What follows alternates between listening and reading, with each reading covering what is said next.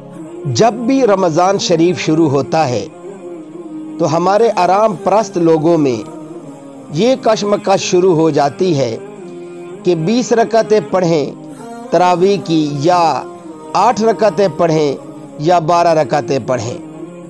تو آج یہ مسئلہ ذہن میں رکھیں کہ تراویح 20 رکعتیں ہیں، 8 رکعتیں نہیں۔ حضرت عمر رضی اللہ تعالیٰ عنہ سے 2 روایتیں ہیں، ایک 8 والی اور ایک 20 والی۔ دیکھو حضرت نبی پاک صلی اللہ علیہ وسلم نے تراویح کی کتنی رکعتیں پڑھی ہیں، کسی بے غبار حدیث پاک میں ہمیں اس کا تذکرہ نہیں ملتا۔ بس اتنا پتہ ہے کہ 3 دن پڑھی ہیں، کتنی پڑھی ہیں یہ ہمیں نہیں معلوم۔ یہ ہمیں حضرت عمر رضی اللہ تعالیٰ عنہ کے عمل سے پتہ چلتا ہے، کیونکہ حضرت عمر رضی اللہ تعالیٰ عنہ بدعتی نہیں ہو سکتے۔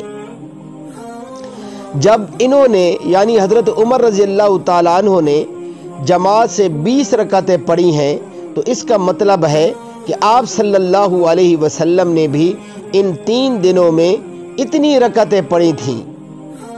اور ایک ضعیف روایت میں یہ بھی ہے کہ حضرت نبی پاک صلی اللہ علیہ وسلم نے 20 رکعتیں پڑھی تھیں۔ تو جب ضعیف روایت کی تائید حضرات صحابہ کرام رضوان اللہ علیہ مجمعین کے عمل سے ہو گئی، تو ضعیف روایت بھی عملاً صحیح بن گئی۔ تو حضرت عمر رضی اللہ تعالی عنہ سے 2 روایتیں ہیں، 8 بھی اور 20 والی بھی۔ 8 والی پر کسی نے عمل نہیں کیا۔ جب عمل نہیں کیا تو وہ بالاتفاق مضطرب ہونے کی وجہ سے ضعیف ہو گئی ہے، سند کی وجہ سے نہیں بلکہ مضطرب ہونے کی وجہ سے، کیونکہ جو راوی حضرت عمر رضی اللہ تعالی عنہ سے 8 رکعتیں بیان کر رہا ہے، وہی 20 بھی بیان کر رہا ہے۔ اور جب ہم حضرات صحابہ کرام رضوان اللہ علیہ مجمعین کے دور پاک میں دیکھتے ہیں تو ہمیں سب جگہ 20 نظر آ رہی ہیں، 8 کہیں بھی نظر نہیں آ رہی۔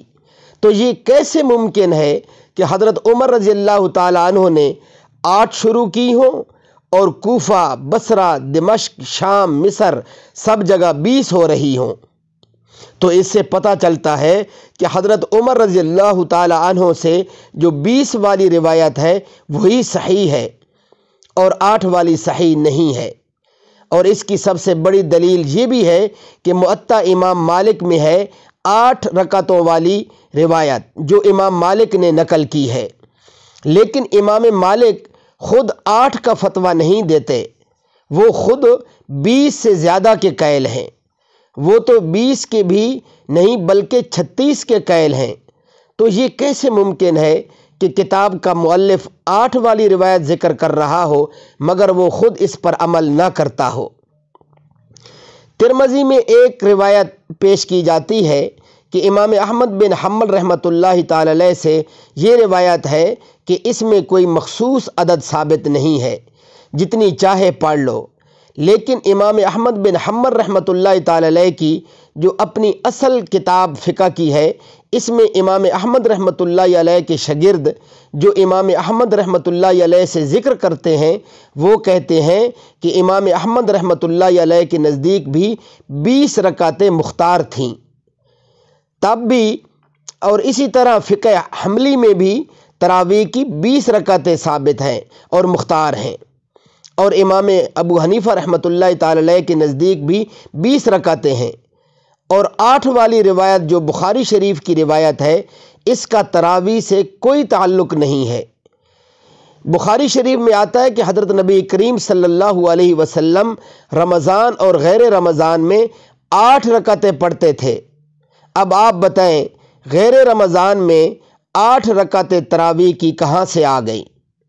اب ہم نے فیصلہ کرنا ہے کہ ہم نے آرام پرست اور آرام پسند، اختراع پسند لوگوں کی باتوں پر عمل کرنا ہے، یا حضرت عمر رضی اللہ تعالی عنہ اور ائمہ مجتہدین کے عمل کو پسند کرنا ہے۔